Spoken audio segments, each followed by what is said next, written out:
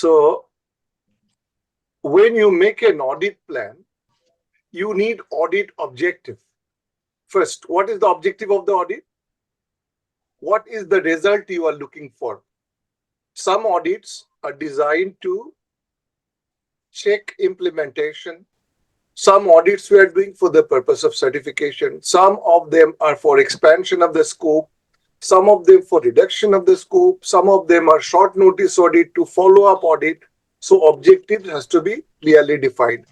Criteria means the requirement against which you are doing audit. What are the criteria? Criterias.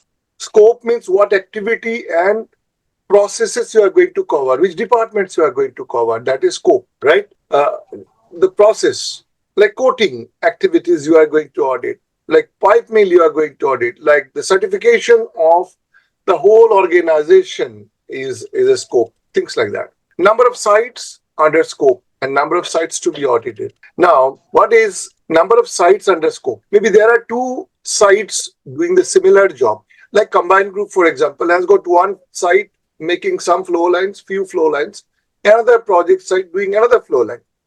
So these two are doing same project, similar. So maybe one of them can be sampled. But if one of the site is doing tank construction or tank maintenance, another site is doing flow line, in that case, two scopes are completely different. And both of them has to be included in the certification scope. So both sites have to be audited. This is how the scopes and the sites are to be decided. If two sites are doing identical job under the same management, similar structure, similar control, you can take one of them. Or if there are 3 or 4 sites, maybe 2 of them, there are certain guidelines. Based on that, we choose the sites. This is based on the scope of the activity in each site. Now, size of the organization, department, number of people, complexity. Very important. Sometimes the processes are very complex, like a refinery, like a gathering center, oil gathering center, or petroleum production center, very high risk, high critical jobs. Chemical industries, process industries, high risk industries need more complexity, needs more time and attention. Based on that, you decide the time. Competence requirement of the audit team, the team, each team member does not have to be expert in everything. But together, the team together has to have the overall competence. Totally, like Junaid, Ibrahim and Abdul Razak, 3 together can audit all departments because each one has got expertise in different areas, and putting them all together, you can cover. Alone, everyone does not have expertise in everything. So that is how we have to choose. Importance of the process activities, geographical spread. And IFMD5 is very important. I'm going to talk. IAF is International Accreditation Forum. There is the apex body, the highest body in the world with regulating the certification requirements, right? Certification and audit requirements are regulated by IAF. So all accreditation body follows IAF guideline. MD means mandatory document. 5 is the 5th document. IAF MD5 is a document which tells you that if this is the size of the organization, this many man days has to be spent. And for surveillance audit, critical processes has to be audited, and previous audit results also has to be seen, and customer feedback, complaint areas, high accident incident when you are doing safety audits or occupational health and safety audit, trend of non-conformity and corrective actions. These are considered for an audit plan. Now, as I mentioned, it is MD5, IAF MD5. Effective number of people. I'm not going into too much detail of this, as is beyond the scope of this program. But if you need any question, you can contact me later on.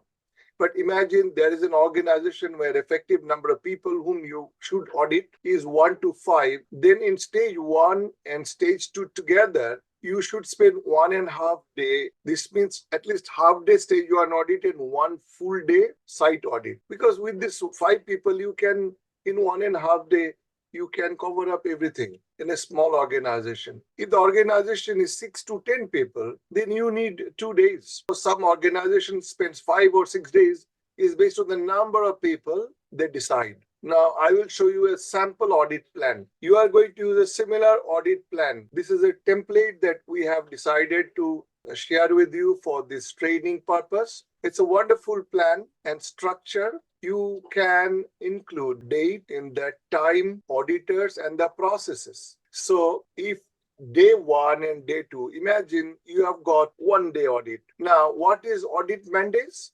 Audit mandates means one auditor 1 day. Two mandates means one auditor 2 days. So if a company, you need, say, a 2 days audit. So two mandates audit means 1 day you can put two persons, two auditors, you get two mandates. How audit plan is made? You have got a time for opening meeting. All right. So say 8:30 to 8:45. Opening meeting is short activity for opening meeting, right? In opening meeting, you are talking about the guideline that we have given already, opening meeting guide. In that, you explain the scope and all these formalities that is required. So from in that, everybody is attending for 15 minutes. After that, say one auditor, 8:45 to 1 o'clock, lead auditor is auditing the top management and management representatives. The chairman, managing director, and the management representative, they are being audited in all these clauses: quality policy, objective, resource, internal audit, corrective action, analysis of data, customer satisfaction, measurement analysis, a management review. All these elements are top management related. So the lead auditor is auditing 8:30 to 1 o'clock. 1 o'clock, they are joining for lunch. At that time, another auditor, imagine I am the lead auditor, or Junaid is the lead auditor, and another auditor could be Ibrahim, another auditor is Yusuf, the three of you. So Yusuf at that point of time, he is good in design and development process, customer related process, design and development review, these processes he is doing. At the time, Yusuf is expert in manufacturing.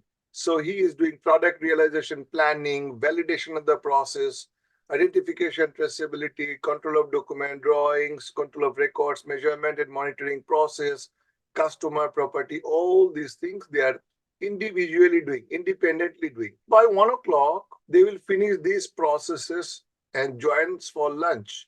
After lunch, 2 o'clock, again lead auditor goes to human resource development department.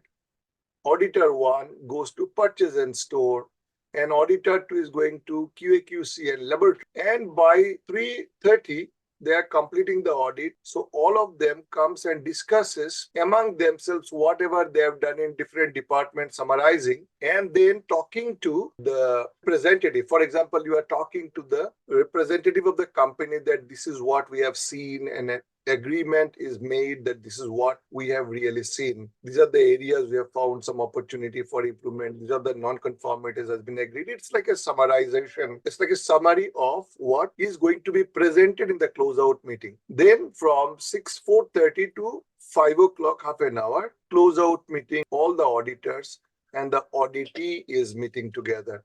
That's how the audit plan is made.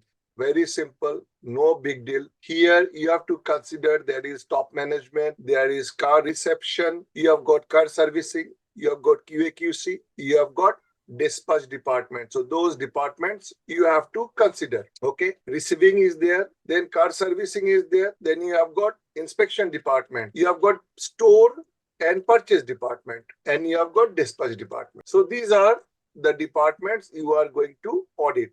And top management is there. Top management is like MR. I will consider myself as the MR of the company.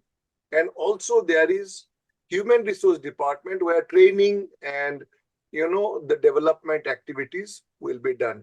So these are the departments you have to cover, three of you together.